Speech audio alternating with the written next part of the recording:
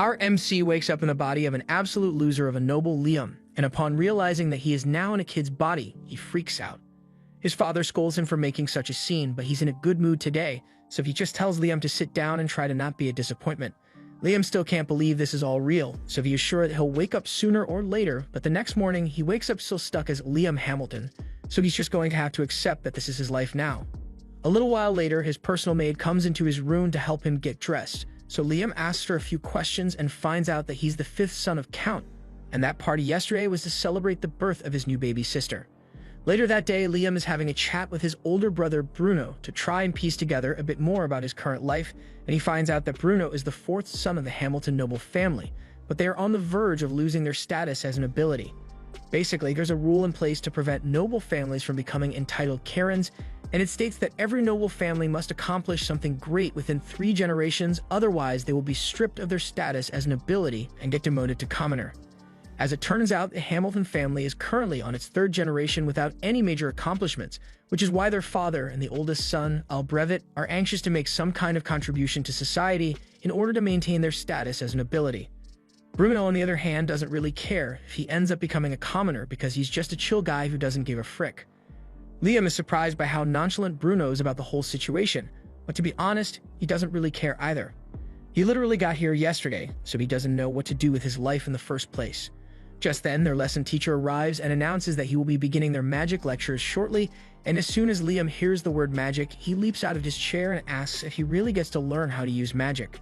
Bruno is a bit surprised by Liam's enthusiasm, so he tells him that there are a bunch of grimoires down in the family storeroom, so he can go take a look if he wants.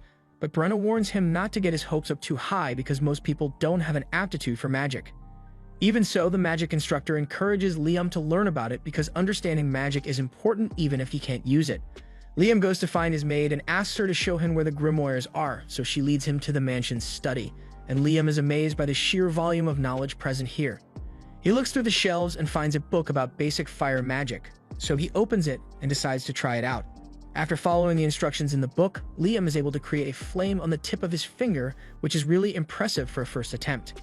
Liam goes to his father's office to ask for permission to use the Grimoire library, but his father hates talking to him, so he dismissively tells Liam that he can do whatever he wants. The interaction was a little disheartening, but what's important is that he gave Liam permission to use the Grimoire library, so he spends the next couple of days mastering all the basic elemental spells. Eventually, he learns how to cast the spells without needing to look at the grimoire, and Bruno is astonished because he can't use magic at all. He tells Liam he is amazing and soon enough he will be able to make a name for himself. However, Bruno is curious about Liam's motivations and asks him if he is trying so hard to learn magic because he wants to become the next family head. After all, that may make him a target for their elder brother. But Liam has no interest in the family politics of succession, he just thinks magic is cool. Since he has mastered all the novice spells, he decides to start learning ice magic, but while he is leaving the library, he gets called by his father. His father had heard about Liam's talent for magic, and even though he couldn't give a damn about Liam a couple of days ago, he is suddenly really interested in him. He asks for a magic demonstration, so Liam shows him that he can cast magic without needing to open a grimoire, and the Count is elated because he might be able to use Liam to secure their family's position. From now on, he tells Liam that he is allowed to use whatever resources he may need for his magic studies. All of a sudden, a report comes in that a particular man has appeared on the Hamilton land, so the Count orders the soldiers to be mobilized so they can capture him. From the sound of things, this guy must be a really big threat, but that has nothing to do with Liam, so he heads back out into the forest so he can practice his magic. While he is walking out into the woods, he finds a man sitting under a tree, and the man seems a little on edge once he spots Liam. He asks if Liam is a member of the Hamilton family here to capture him, and Liam confirms that he is indeed a member of the Hamilton family, but he has no interest in capturing him. He doesn't even know who the guy is to begin with. The guy is relieved that Liam isn't after him, but then he notices that Liam is carrying a grimoire, so he asks if he is studying magic. Liam confirms it, and since constant practice is the best way to improve, he's going to go practice now. However, before he leaves, the guy asks Liam if he wants to learn a more efficient way of using magic. This gets Liam's attention, so he asks the man what he is talking about, and the man shows him a technique that allows him to use 5 different types of magic at once. Liam is extremely impressed, so the guy asks if he wants to get a quick magic lesson, and Liam says he would love to.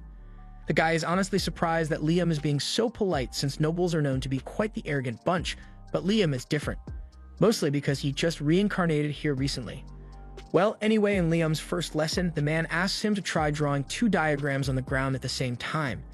Liam does as he is told, and he turns out to be pretty good at it, so the next step shouldn't be hard for him to master. He now tells Liam to try using two different spells at the same time, so Liam attempts it with a flame cutter on his right hand and a fireball on his left. After visualizing the spells, Liam is able to simultaneously cast them on his first try, and the man is truly amazed because it is extremely rare for one to be able to use this technique, let alone on their first attempt. He encourages Liam to keep going and tells him to try using 3 spells at once instead of 2, so Liam gives it a try, and it seems to be working at first, but then his magic suddenly fizzles out, so Liam gets disappointed. However, the man assures him that he performed the technique properly, so the only reason the magic died out was because he doesn't have enough magic power in his body right now to sustain it. Casting multiple spells at once consumes an insane amount of magic power, so Liam just needs to learn to control his magic a little more so he will be able to maintain the simulcast. For now, the man is going to give him a little lesson about the nature of the techniques, so he asks Liam to sit on the ground while he makes an illustration in the dirt. These are prime numbers, and the man explains that the multi-spell casting technique only works with prime numbers. He has no idea why it works that way though. Basically, you can cast 1, 2, and 3 spells at once, but if you try to cast 4 at once, it won't work no matter what you try. Right now, the man has a limit of 13 spells at once, which is unbelievably impressive, but honestly, he has enough magic power that he can easily go up to 16. However, due to the prime number rule, he can't activate any higher simulcasting until his magic power can accommodate 17 spells.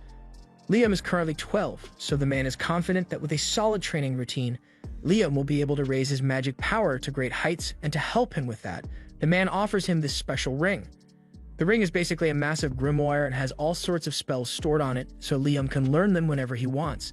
Liam excitedly puts the ring on, and more than 300 spells begin flowing into his little head. He can't wait to try them out, so he turns towards the woods and activates the wind shot spell, creating a massive gust of wind. He is really happy with how this turned out, so he turns back to the man to thank him, but the man is nowhere to be found. Just then, Liam's maid shows up and warns him that it's dangerous to be out in the woods alone right now. Apparently, there's a suspicious man on the loose, so she tells him to be careful about talking to strangers, but that aside, she came here to give him a grimoire his father wants him to have, so she hands him the book and walks off to return to the mansion. The man then reappears behind Liam, and so Liam asks him where he went to a second ago, but he tells him that he never actually left. He was just using invisibility magic to stay hidden since he can't let anyone find him here. That aside, that's a really interesting grimoire Liam just got, so the man offers to show him a neat trick. He tells Liam to open the grimoire and try summoning a spirit while wearing the ring he gave him, and when he summons a fire spirit, it gets absorbed into the ring. He does the same with all the other elemental spirits, so he can ask for their help later, but by the time he's done, he realizes that the man is gone, and this time he won't be coming back. Before he left, he wrote a message for Liam in the dirt and told him, "Keep training your magic and you will surely become a great mage in the future. And by the way, don't snitch on me. If anyone asks, I was never here." Liam knows very little about that man, but is undeniable that he learned more this afternoon than he ever would have learned on his own, so he will forever respect him as his master. A month after Liam first met his master, he has remained consistent with his training, and now he is far more skilled at wielding his magic. Just then, Bruno comes up to Liam. He is surprised to see that he has made white charcoal on his own. White charcoal burns a lot hotter than regular charcoals, and it creates no smoke. It is really useful. However, it is almost impossible to make without a special furnace and extreme precision. So he is amazed that Liam could create this much with nothing but magic. He also notices that Liam has a bag full of Lecro crystals, crystals that help one restore expended magic power, and asks if Liam made those by himself as well. Liam confirms this, although he did have a bit of trouble perfecting the technique at first since it requires him to use 5 types of magic at once, but he eventually figured it out. Bruno is glad to see that his little brother is so talented, because that means he will probably be fine on his own. As for Bruno, he's getting married soon, so he won't be around anymore. Liam is shocked since this is the first time he's hearing about any marriage, so Bruno explains that he is marrying into a low-ranking noble family. They have less money than the Hamilton family, but you will have more freedom there, so he's happy with the arrangement. Liam doesn't know how to feel about this, but he says he's happy for Bruno. And before Bruno leaves, he wants to give Liam some advice. He tells him that their father wanted a daughter so he could marry her off to the royal family and secure the Hamilton family's position as nobility. However, Liam turned out to be a boy, so he deemed Liam a failure back then and decided to try again for a daughter. However, in the meantime, he grew increasingly anxious about their family's position, so in a desperate attempt to achieve something, He sent out a force of 1,000 men out to go slay a monster that had been sealed away in the forest. However, that plan failed miserably, resulting in the loss of over 90% of the forces. Their father is still trying to gain an achievement for the Hamilton family, but personally, Bruno thinks the family is cooked, so he wants Liam to think about a way to live independently. Liam decides to take Bruno's advice about independence, so he decides to sell his products to make some money of his own. This works out great for him since the white charcoal is a valuable commodity and fetches a decent price, but he needs something a little more profitable if he's going to make enough money to live on his own. Since he's in town already, Liam decides to take a break at a noodle shop and asks for a bowl of ramen. The shop lady prepared one bowl for him, and Liam absolutely loves the taste, and so do a lot of people in town, but all the noodles here have to be made from scratch and don't last very long, so Liam comes up with a great idea to make some extra profit. After a little tinkering, he goes to see his maid and the head chef while they are making dinner and asks them to taste his latest invention. He puts a block of noodles in a bowl and tells them that all they need to do is pour hot water over it, and after they do so, it turns into a delicious bowl of noodles. Liam used his spirits to cook and dehydrate the noodles, so now they'll last for a really long time and can be prepared almost instantly. He is sure his invention will be widely loved, so he rushes to the Merchant Guild to sell it. But to his disappointment, the merchant tells him he can't distribute Liam's product for him since he is only the 5th son of the Hamilton family. As such, he will need written permission from his father or his eldest brother Albrevet to sell any original goods in this land. Liam doubts he can get permission without having to hand over the profits as well, so he gives up for now and leaves. And once he is home, we find out that Albrevet was the one who told the merchant to deny Liam's request. He can't stand the idea that his little brother is more successful than him, so he's going to do whatever it takes to stop him from succeeding. However, while Liam may not be aware of his brother's grudge against him, he's going to sell his products no matter what it takes, so he decides to take some drastic measures. First, he loads a bunch of his products into an item box he created with the man's ring, and afterwards he begins casting summoning magic. But this time, instead of summoning a spirit, he intends to use it to summon himself. Initially, this looked like it was going to work like teleportation, but instead he summons a perfect clone of himself and sends it off to a neighboring land. If he isn't allowed to sell his items within the Hamilton region, then he's just going to have to sell them somewhere else. Several days later, Liam's clone sends a message to him about all the recent sales it has made, and at this rate, Liam might actually be able to become independent. When Liam isn't selling his goods, he uses his clone to practice his attack spells, and he has finally learned to control the magic missile spell, so he's pretty pleased with himself. All of a sudden, he hears someone approaching, so he dispels his clone and goes out to find out who it is, and to his surprise, he finds out it's Albrevet. Albrevet wastes no time and immediately asks Liam what he wants to become in the future. Liam knows Albrevet only asking because he wants to figure out if Liam is really a threat to his position as the successor of the family.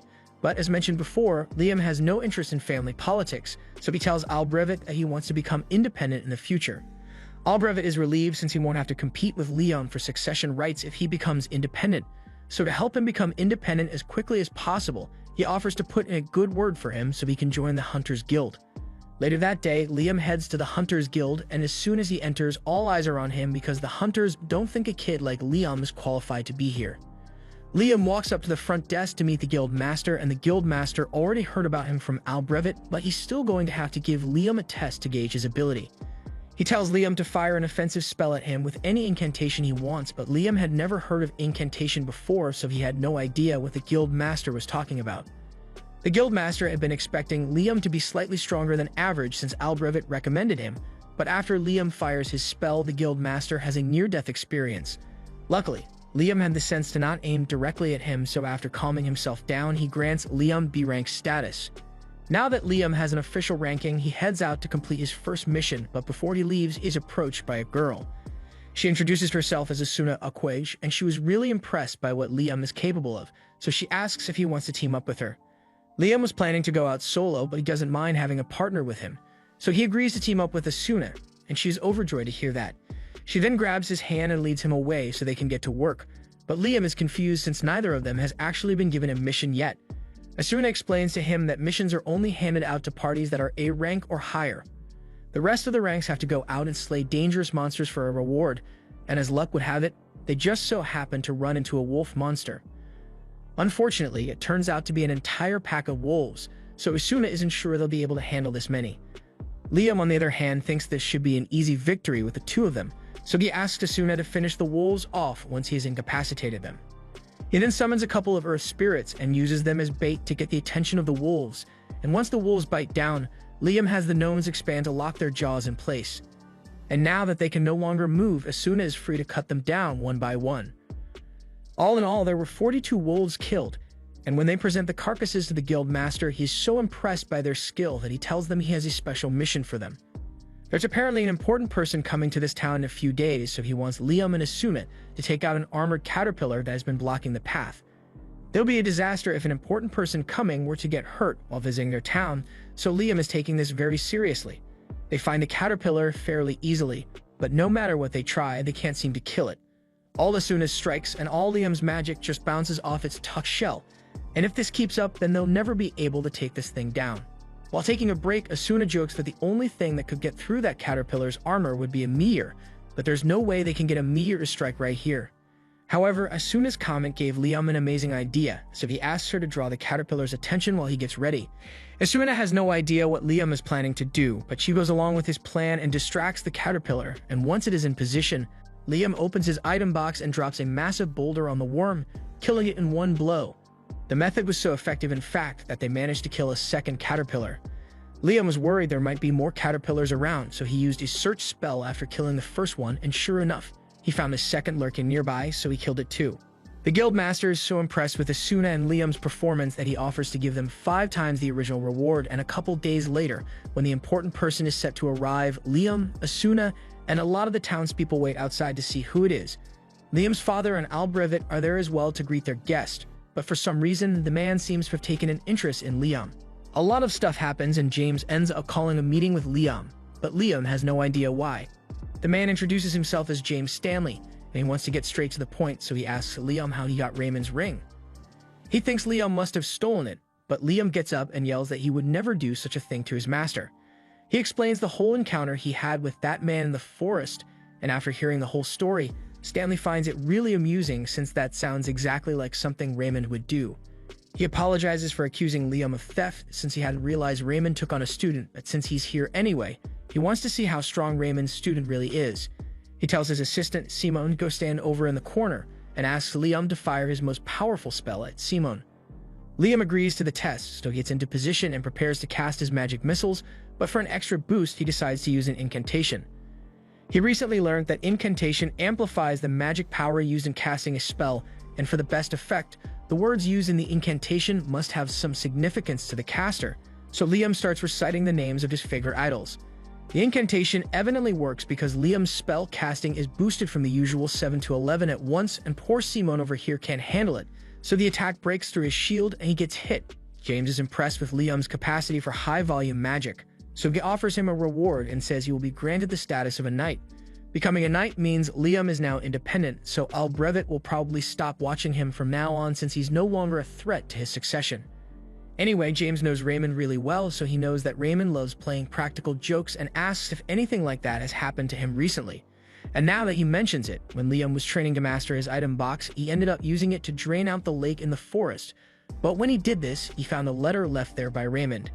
It was addressed to Liam and said that Raymond had wanted to give Liam 100 kilograms of gold as a graduation gift, but it all sank to the bottom of the lake, so instead he decided to turn the gold into gold dust and mix it into the river.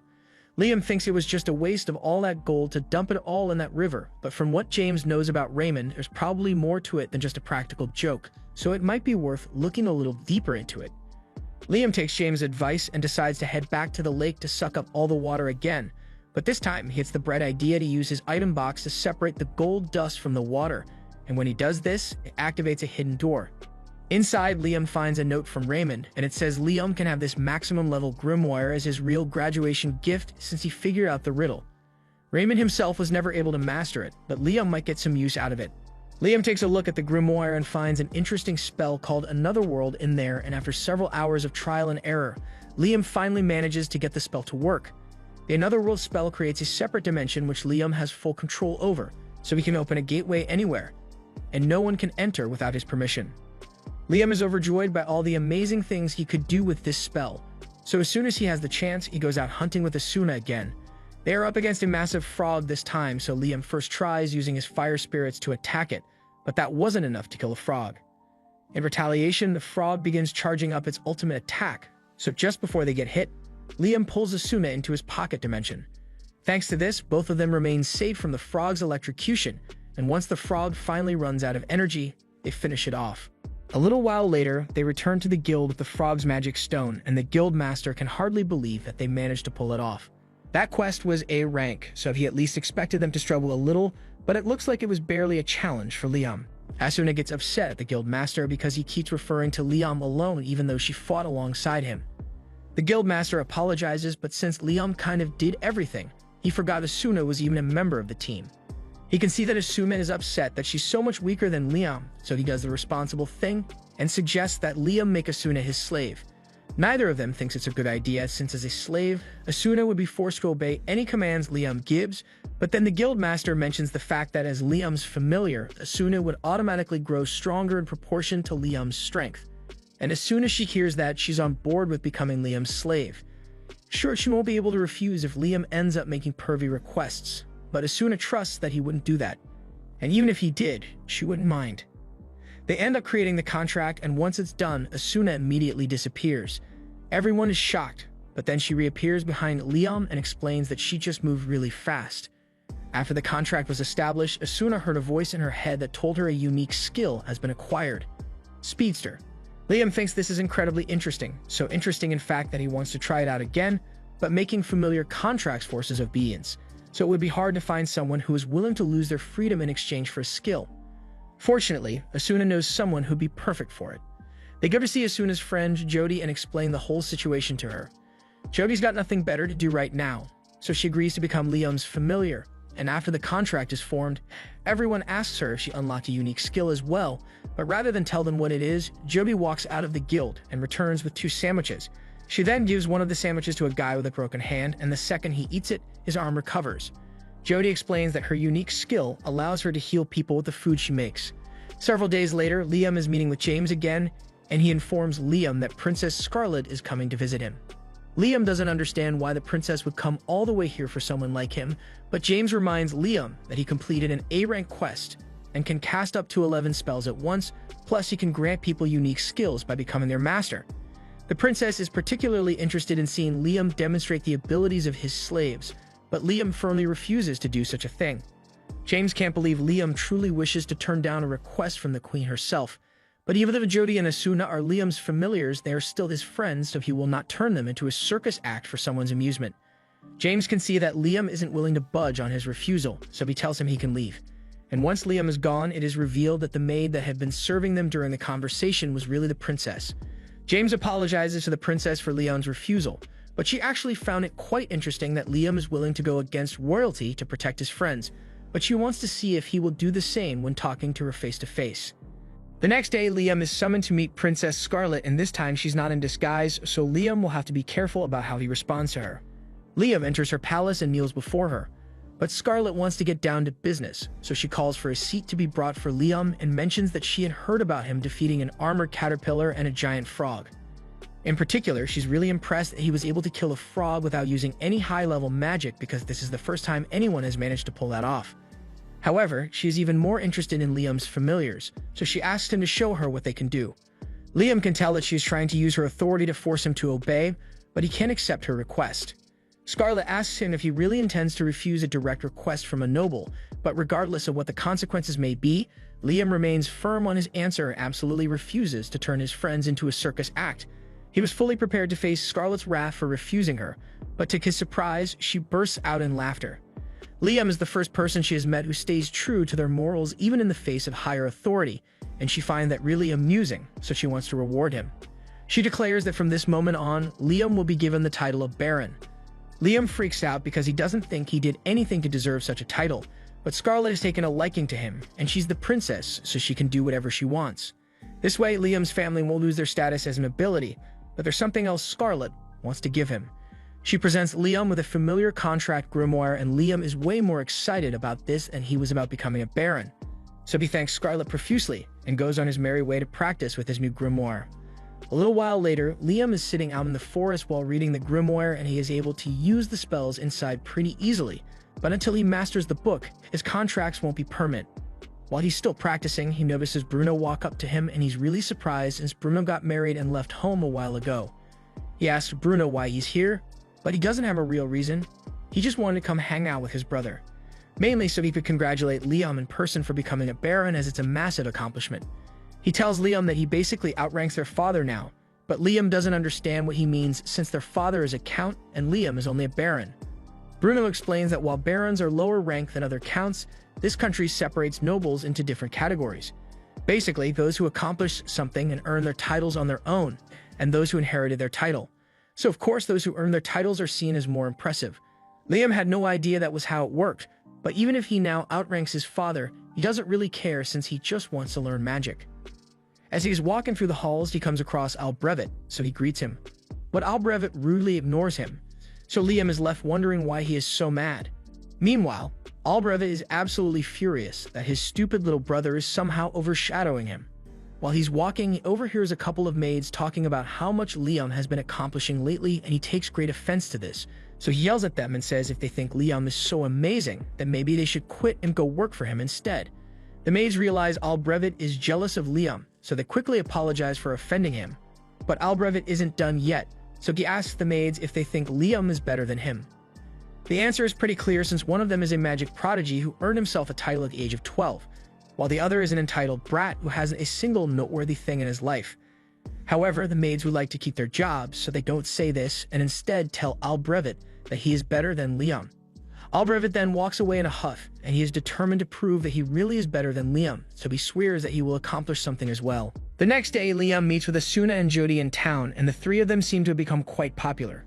Mostly because of how pretty Jody and Asuna are, and consequently, every guy in the crowd is staring daggers at Liam out of jealousy. Moving on, Liam wants the three of them to officially form a party, but he doesn't want to force them to do something they don't want to do, so he asks if they are okay with it.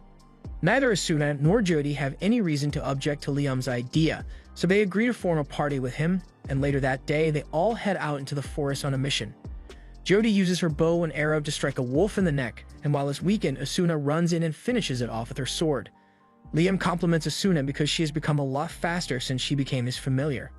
And speaking of improvements, Jody notices that she no longer has old lady vision thanks to the contract making her a kid again. Liam asks if it's always a good thing to have better vision, and as far as Jody is concerned, she would ever say no to having better eyesight, especially since she's an archer. Since that's the case, Liam raises his hand and casts an enhancement spell on Jody's eyes, allowing her to see way farther than she could before. Asuna asks Liam about what he just did, so he explains that he just used a basic enhancement spell to give Jody better vision. Asuna thinks that sounds really cool, so she asks Liam to cast an enhancement spell on her as well, but Liam doesn't think that's such a good idea. He could probably enhance Asuna's combat power, but they would be risky since there's a high chance she would break her bones under the stress of her new strength. But something like boosted vision has no real drawbacks. With her 20/20 vision, Jody can practically snipe anything that is within range of her bow, and it's all thanks to Liam, so she's really grateful. After a long day of hunting, Liam and the others return to the guild, but they are shocked to see the place in absolute chaos. They ask what happened and are told that Albrevet caused a huge mess by breaking the forest seal. Liam immediately realizes that Albrevet must have attempted to defeat the monster sealed in the forest out of twisted jealousy, and Liam believes this is partially his fault, so he runs out to the forest to assess the situation. He and the others soon arrive on the scene, and it is much worse than anything they could have imagined. Dozens of soldiers are badly wounded and many more are already dead, so Liam is absolutely horrified. He then spots Albrevet lying on the ground injured and runs over to check on him, but as soon as Albrevet sees him, he gets up in a frenzy and starts yelling that he hasn't failed yet.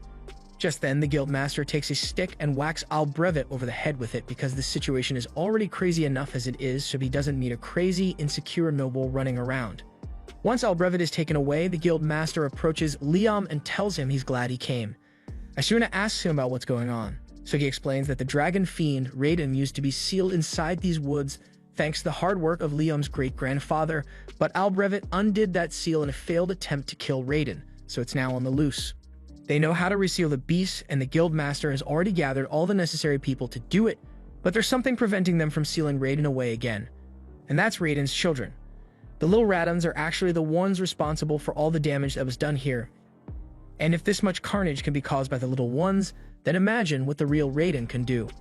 Luckily, since Raiden has been sealed away for so long, it'll take about a week for him to regain his strength and attack. So if they can manage to reseal Raiden before then, they can avert a disaster. Liam plans to help as much as possible, so he races over to Raiden's location and finds him being guarded by the three little Radons. The little Radons aren't that big, so Asuna decides to try her luck and runs in for an attack, but as she does so, one of the little Radons shoots a fireball at her, and although she manages to dodge it, the tree behind her gets completely vaporized. Liam then tries using his magic missiles to attack, but the Radons use their fireballs to counter, so Liam doesn't know what to do anymore. His strongest attack spell did not affect them, but he still has one more trick he could try, so he orders Asuna to take Jody and run. The Radons all charge at Liam, but before they could get to him, he opens his Anotherworld gate and lets them fall in, so they are all trapped inside now. The Guildmaster can't believe that Liam was able to defeat all three of the little Radons on their own, and neither can Liam since that was a really close call. Now that the little Radons can't interfere anymore, the Guildmaster calls for everyone to begin sealing Raiden away again. While that's going on, Asuna and Jody return to Liam's side and he's relieved that they are alright. They ask him about the spell he used to defeat the little Radons, so Liam explains that it's a spell that creates a separate dimension. He trapped the little Radons in there, but there's no risk of them escaping since at his current level of mastery, whenever he closes the gate, everything inside the dimension disappears. Just then, Liam hears a voice in his head, and in the next second, he is pulled into the mind of Raiden. Raiden refers to Liam as a human with an immense soul, and asks him who he is, but Liam doesn't understand the question since as far as he knows, he's just a regular human. Liam may say that, but Raiden isn't convinced since he can clearly see that Liam's body and soul do not match. Liam realizes that Raiden might be referring to the fact that he reincarnated into the body of Liam Hamilton, so he wonders if Raiden might know the reason behind it, but unfortunately, Raiden has no idea. However, what he does know is that Liam's life is bound to be an interesting one, so he offers to make a deal with him. He wants to accompany Liam through his life, and he promises that he will not bring any harm to Liam or those around him if he agrees. In fact, he offers to help Liam build on top of the skills he already possesses, and Liam doesn't sense any animosity coming from Raiden, so he ends up agreeing to the deal. All of a sudden, Raiden's body dematerializes and is absorbed into Liam's soul, leaving a dragon mark on his hand. Liam can feel the power of Raiden flowing through his body, so he decides to do a little test run and fires his magic missile into the sky. To his surprise, he is now able to control and fire 17 spells at the same time. And it must be thanks to the power boost Raiden granted him, but using Raiden's power seems to have some negative side effects since everyone around Liam begins to suffer headaches from being exposed to such dense mana. Liam notices everyone struggling and realizes his mana is the cause, so he suppresses it and apologizes for acting so thoughtlessly. As his way of showing his sincerity, he offers the Guildmaster 10 kilograms worth of gold dust and tells him to use it to pay for the treatment of those who were badly injured in this fight. Later that night, Liam has a meeting with his father, and his father is really grateful for what Liam did since it prevented a great disaster from being caused by Albrevit's short-sightedness. He also heard that James is still in town, so word of Liam's great accomplishment should reach the royal capital soon enough. That night, Liam goes to bed, but by the time he wakes up the next morning, he realizes that 2 new spells just spawned in his head. He rushes outside so he can test out the spells. With several hours of practice, he is finally able to use one of them and summons a little Raiden. With a little more practice, Liam will be able to make the little Raiden useful for combat, but as of now, it's pretty much just a cute pet. While Liam is playing with the little Raiden, Princess Scarlet happens to walk up behind him, and she recognizes the magic Liam just used as holy magic. She already knew Liam was impressive, but to think he would be capable of using holy magic at such a young age. Anyway, that's not why Scarlet is here today. She is here to give Liam his reward for defeating the Dragon Fiend. She personally wanted to grant him a higher title of nobility, but the other nobles were really opposed to the idea of a landless child being promoted so frequently, so instead, she decides to give him the Order of the Phoenix, 3rd class. While she's here, she also wants to hear about how Liam managed to defeat the dragon, since depending on the details, she may have to declare him as their country's hero. However, the princess is completely horrified upon learning that Liam absorbed the Dragon Fiend. She thinks this means she was totally wrong about him, but then again, she did just see him use holy magic, so maybe not. In any case, she tells Liam to keep that detail secret no matter what, and the next day, Liam receives a chest filled with 3,000 gold coins as hush money. He doesn't understand why the princess wants him to stay quiet so badly, but he's just going to have to go along with it. However, even though he already got his hush money from the princess, James grew suspicious and called for a meeting to ask Liam what happened. Liam tries to deny anything special happened, but for the princess to pay him so much hush money, it must have been a massive secret. So he interrogates Liam a little and eventually he ends up cracking and reveals that he can use holy magic. He demonstrates one of the spells that he can use and informs James that this spell allows him to get rid of all negative status effects, including petrification and poison. He believes this is incredible, but its power is to be expected since holy magic is considered an act of God. He asks Liam if he knows anything about the War of the Three Dragons, and Liam doesn't, so he begins explaining the story to him. Long ago, there was a battle between three great dragons that lasted until only one stood victorious. It is said that the dragon's victory was largely due to its use of holy magic, and after that, the dragon supposedly joined a human, and its magic was used to found this kingdom. When James says join, the first thing that pops into Liam's head is that the dragon and the human got married and had children, but that's not the case. James points out that Liam is a prime example of what it looks like to join a dragon, and now that he thinks about it, Raiden did enter his body, so the two of them are technically joined. James tells Liam that he is basically recreating the legend of this nation's founding, but as amazing as that is, there are more pressing matters to discuss. The Hamilton family's noble status came from the achievement of their grandfathers sealing away a dragon fiend. But it turns out that Raiden was not a dragon fiend in the first place, but rather the nation's founding dragon, so Liam's family wrongfully sealed this nation's founder. If this information gets out, the Hamilton family's status as nobility would almost certainly be dissolved, and Liam doesn't want that since he knows how desperate his father and Albrevit are to maintain their status.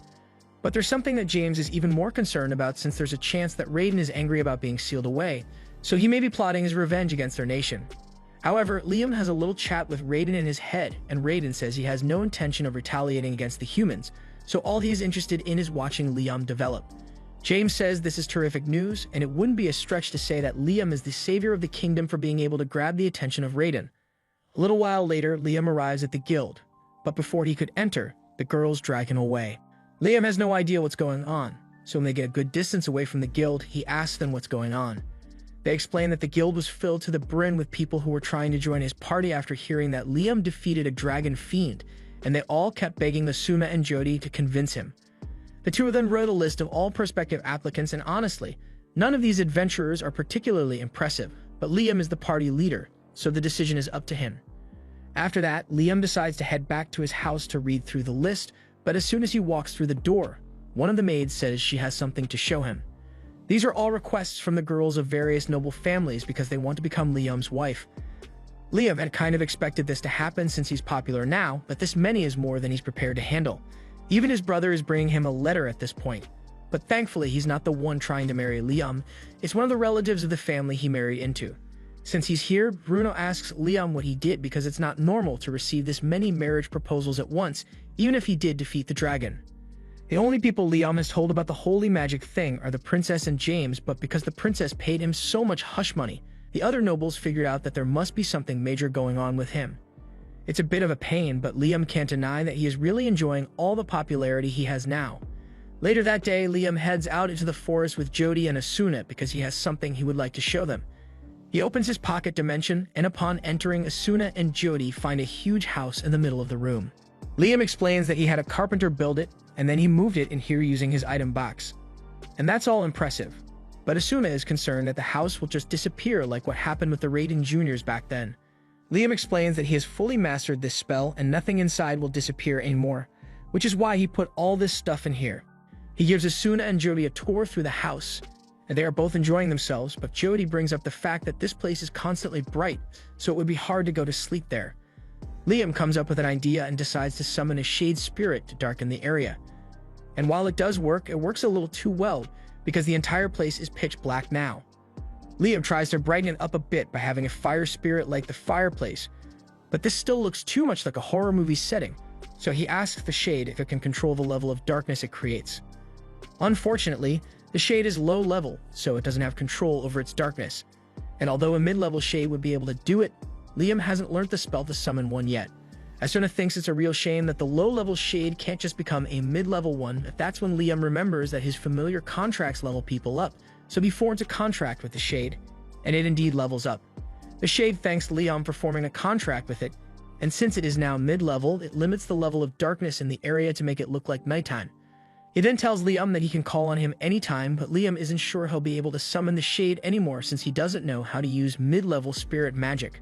However, the shade points out that Liam is wearing a magic storage ring, so he should be able to use it to absorb and summon him whenever he wants. Liam hadn't thought of that, So he tried it, and the ring really does absorb the mid-level shade. He then does the same thing with all of his other spirits and levels them up before storing them in his ring, so Liam now basically has a mid-level summoning grimoire of his own. The next day, Liam heads out into the forest at Raiden's request, and once he gets to the designated spot, Raiden asks him to summon one of the Raiden Juniors. Liam summons it, and the Raiden Juniors create an opening in a barrier that reveals dozens of pixies that have been hidden in the forest. As soon as the pixies realize that Liam is a human, they all start flying away so they don't get hurt. Liam tries to calm them down by explaining that he isn't their enemy. He tells them that Raiden is the one who told him to come here, and after hearing Raiden's name, the fairies seem to trust him a little more. Pixie wings are valuable ingredient items and potions, so humans almost hunted them into extinction at one point. That's why Raiden took it upon himself to protect them by creating a barrier in the forest. However, since he's now living inside Liam, he can't maintain the barrier anymore, so he wants Liam to protect the pixies in his place. To do this, Liam first wants to form familiar contracts with all the pixies, so he asks them if they are okay with that. The pixies trust Liam since he is working on behalf of Raiden, and since he's going to be forming contracts with them, Raiden asks Liam to give them names as well since naming things gives additional power to human magic. Liam forms a contract and decides to name the first pixie, Reina. However, to his surprise, once the contract is completed, Reina is transformed from a pixie to an elf. Raiden thinks it's interesting that the pixies evolved into elves, but he isn't that surprised by it. However, Liam is totally confused and has no idea how this could have possibly happened. Raiden explains that by forming a magic contract and naming the pixie at the same time, the magic power from both actions resonated and created a stronger response than normal, which is why the pixie evolved so much. From now on, Raiden says it would be best if Liam named every familiar that he forms contracts with. After seeing the effects of the contract, all the other pixies are eager to form a contract and ask Liam to name them as well. Once all the pixies have been turned into elves, Reina asks him for some orders since they are his familiars. Liam hadn't really thought that far ahead since he just come here at Raiden's request, but since the pixies are all elves now, he suggests that they should start building a village for themselves. He also appoints Reina as the leader of the village since she was the first pixie he evolved, and she's the only one whose name he remembers right now. Once that has been settled, the elves get to work planning their village, and Liam is completely exhausted since he used way too much magic power when forming all those contracts. Just then, he senses a lot of magic power coming from deeper in the forest, so he goes to check it out and finds this golden fruit hanging off a tree. He can sense a lot of mana coming off it, so he asks Reina about it, and she tells him that it is a fruit that pixies make. They would collect mana floating through the air and condense it into one place, so it's basically mana honey.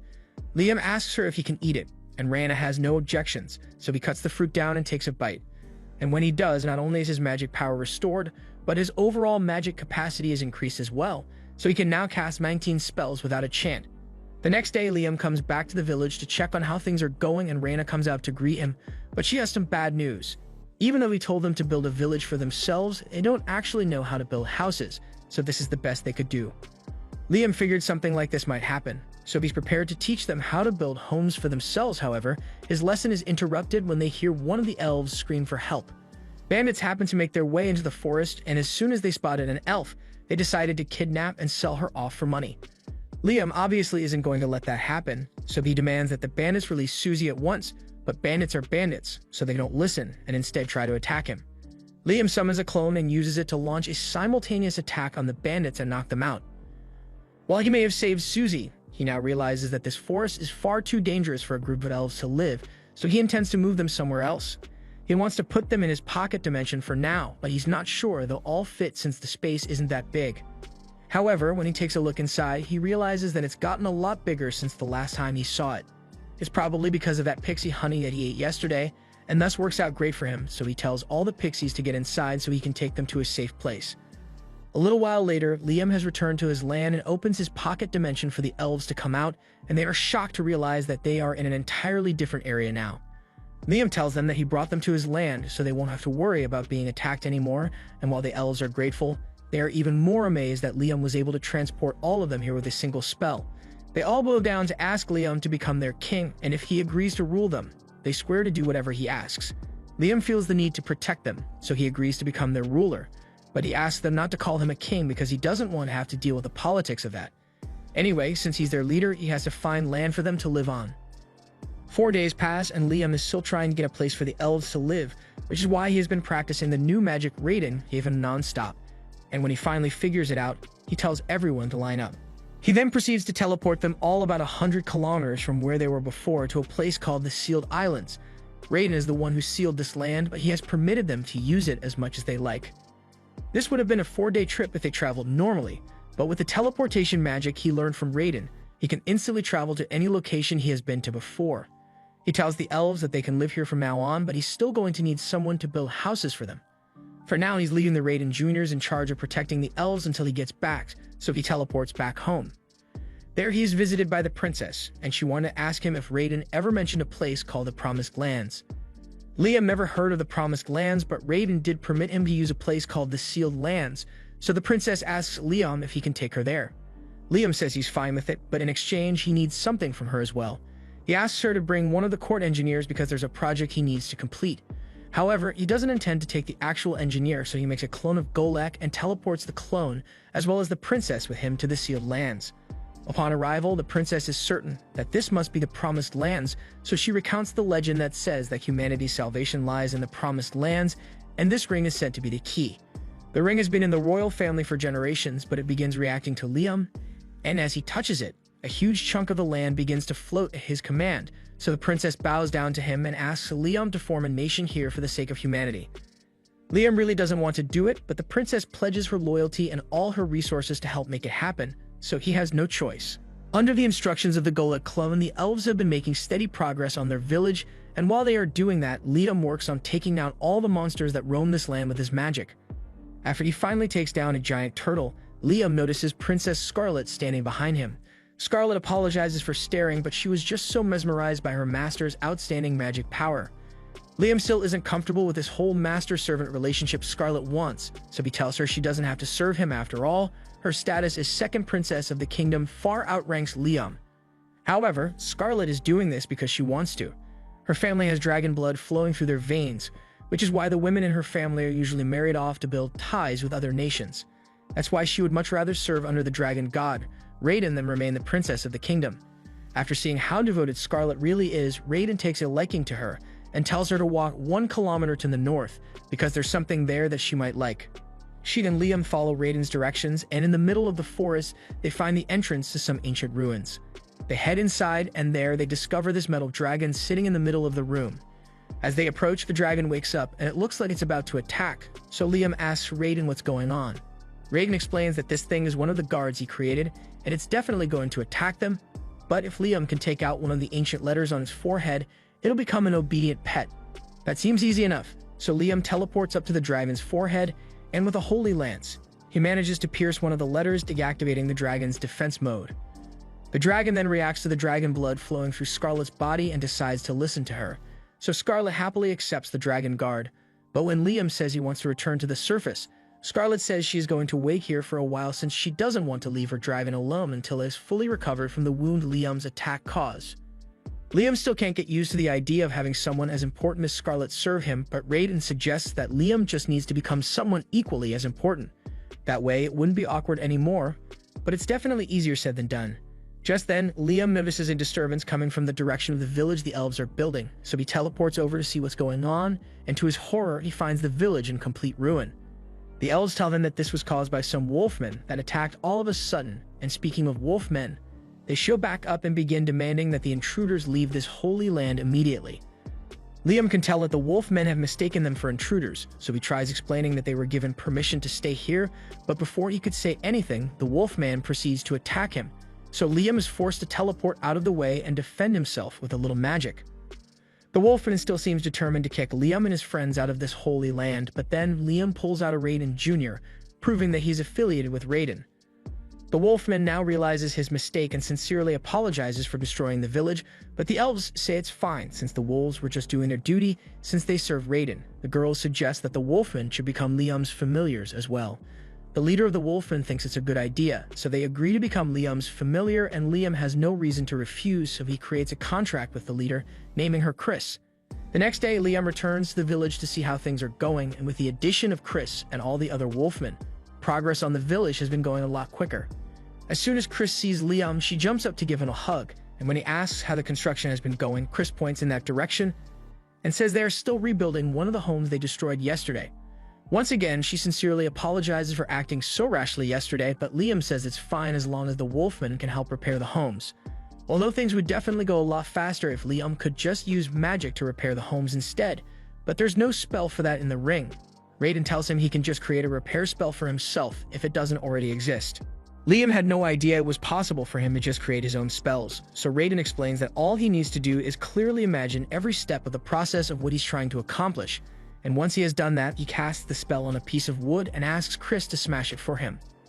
Chris does as instructed, but to her surprise, right after smashing it, the piece of wood repairs itself as good as new. Liam explains that this is the effect of the spell he just came up with, Keep Memory.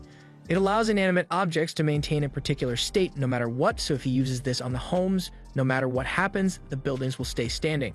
After getting the hang of this spell creation thing, Liam begins experimenting with all kinds of spells and ends up creating explosive magic missiles.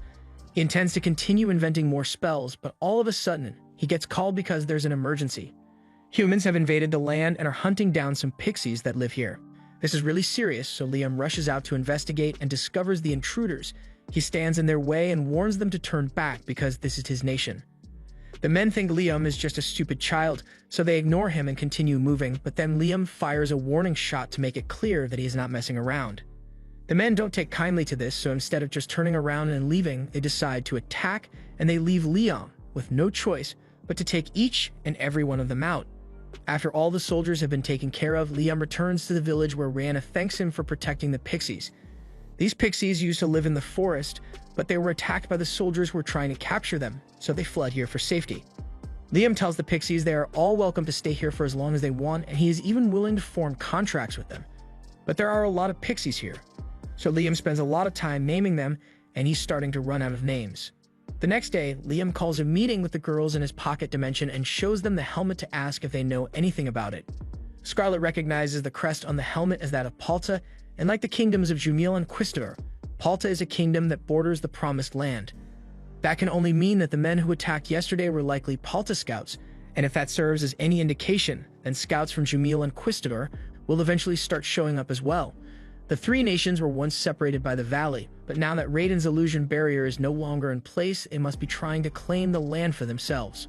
Scarlet thinks that the only way to permanently stop anyone from taking over the Promised Lands is for Liam to form a nation here, and Liam agrees, so Scarlet begins listing the things he will need to form a nation. He needs land, people, and power, and Liam clearly already has land. As for people, as Liam's popularity spreads, people will naturally flock to his side, so he doesn't have to worry about that. The only thing left to consider is military power. Liam may be strong on his own, but he needs a defense force that's strong enough to protect the land even while he's not around. With that said, Chris volunteers to protect the Promised Land and swears that she will kill anyone who tries to attack it.